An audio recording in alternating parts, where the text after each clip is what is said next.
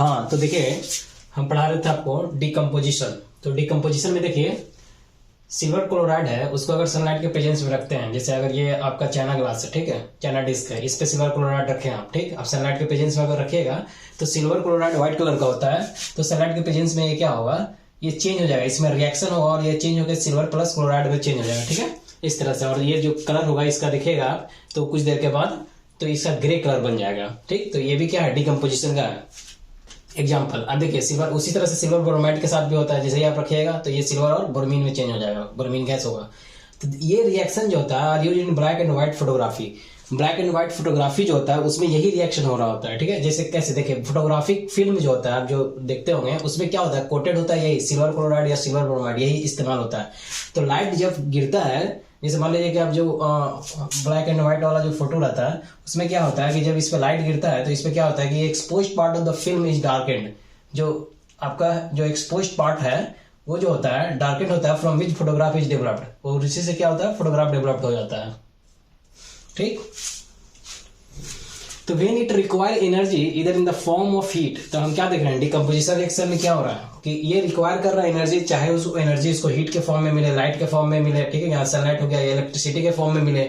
तो ये क्या करता है, ये एनर्जी लेके क्या करता है, for breaking down the reactant, ये जो रिएक्टेंट है सिल्वर क्लोराइड इसको ब्रेक डाउन करने के लिए ये एनर्जी को इस्तेमाल करता है। या फिर हम कह सकते हैं कि डिकम्पोजिशन रिएक्शन उसको कहते हैं कि रिएक्शन जिसमें एनर्जी ऑब्जर्व हो जाए। जब एनर्जी ऑब्जर्व हो जाता है, जब आप मिलाइएगा, जैसे इसका एग्जांपल देखिए, अमोनियम क्लोराइड लिए, ठीक, 1 ग्राम अमोनियम क्लोराइड लिए और बेरियम हाइड्रोक्साइड लेते हैं 2 ग्राम। जब इस दोनों को मिक्स करते हैं तो एक बेरियम क्लोराइड बनता है BaCl2 और एक अमोनियम हाइड्रोक्साइड बनता है।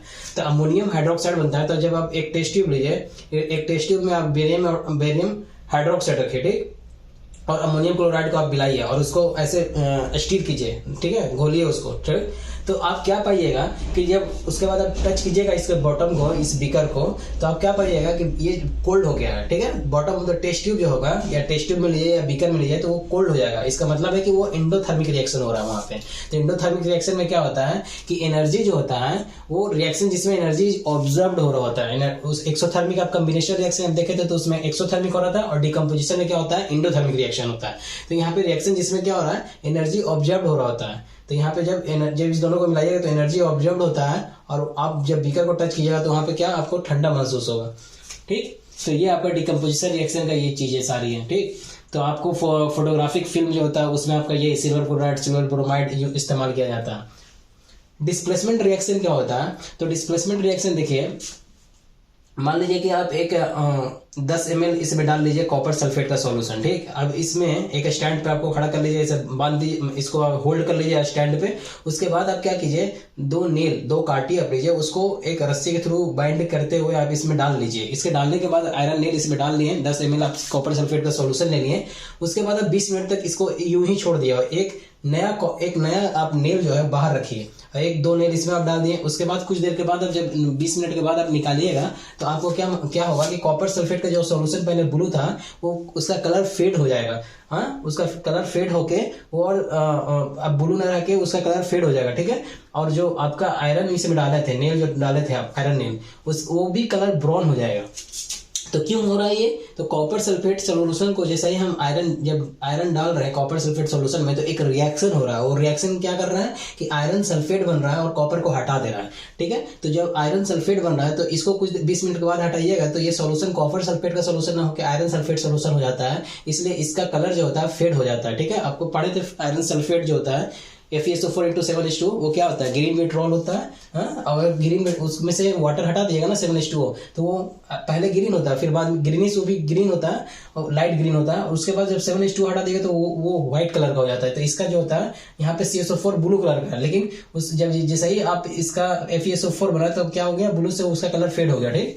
अब देखिए तो ये कॉपर बन गया। कॉपर क्या होता है, आयरन था, आयरन सल्फेट यहाँ आ गया और कॉपर आ गया, तो कॉपर क्या हो गया, कॉपर जो हो गया आपको वो हट गया, तो इस पे कॉपर आ गया, ठीक है। ये जो नेल आप डाले थे इस पे कॉपर, तो कॉपर क्या होता है एक्चुअली रेडिश ब्राउन कलर का होता है, ब्राउन ही नहीं रेडिश। तो ये नेल पहले जो था, नेल पे कौन सा कलर क्या आ गया, नेल पे आपका ये कॉपर का आ गया नेल की जगह पे, तो ये आपका रेडिश ब्राउन कलर का हो जाएगा, आप नेल निकालिएगा तो तो इस तरह से ये रिएक्शन हुआ। तो इस रिएक्शन में आप क्या देख रहे हैं, और भी इस तरह से एग्जांपल ले सकते हैं आप। जैसे जिंक है, जिंक को आप रिएक्शन करवाते हैं कॉपर सल्फेट से, तो ZnSO4 बनता है और कॉपर बन जाएगा, ठीक है। तो ये रिप्लेस कर दे रहा है, कॉपर को हटा के अपने जगह ले रहा है सल्फेट के साथ। लेड भी कीजिएगा तो लेड भी क्या करेगा, जैसे कॉपर क्लोराइड है तो इसके साथ ये क्या करेगा, PbCl2 बना देगा और कॉपर को अलग कर देगा। देखिए बैलेंस है कि नहीं, जहां बैलेंस नहीं है वहां पे आप बैलेंस कर सकते हैं।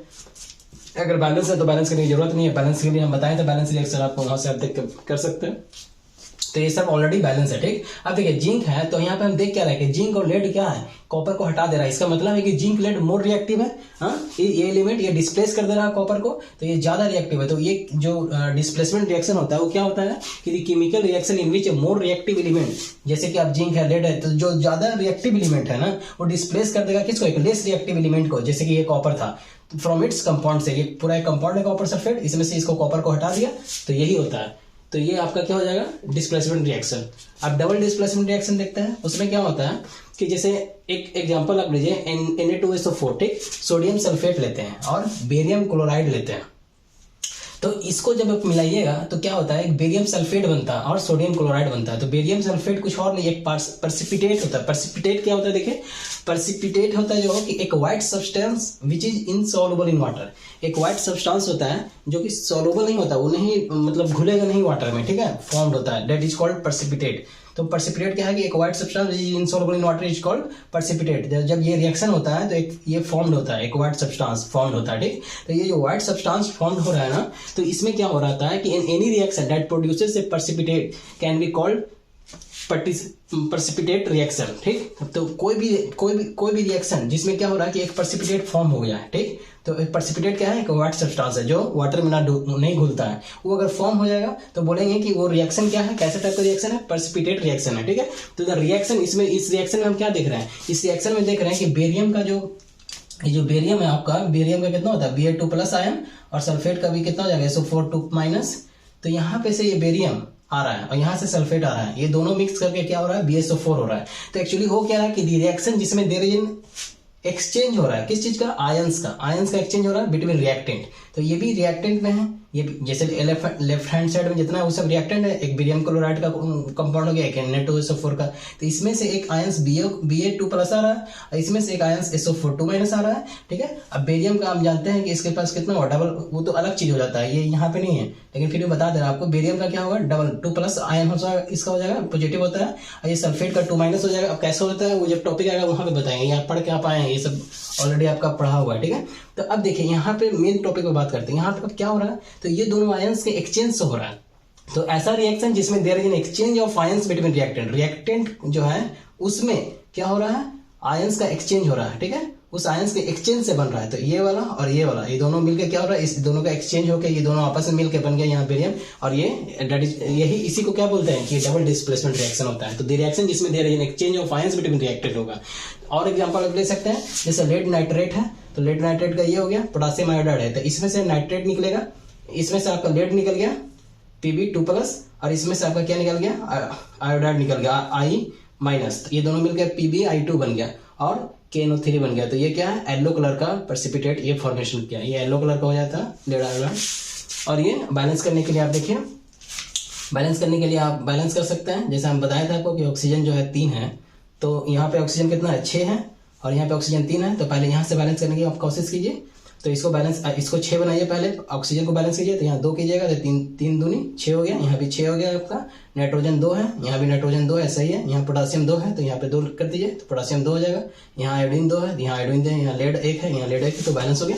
तो इस तरह से ये आपका कंप्लीट होता है। फिर आगे इसको मैं आपको बताता हूँ।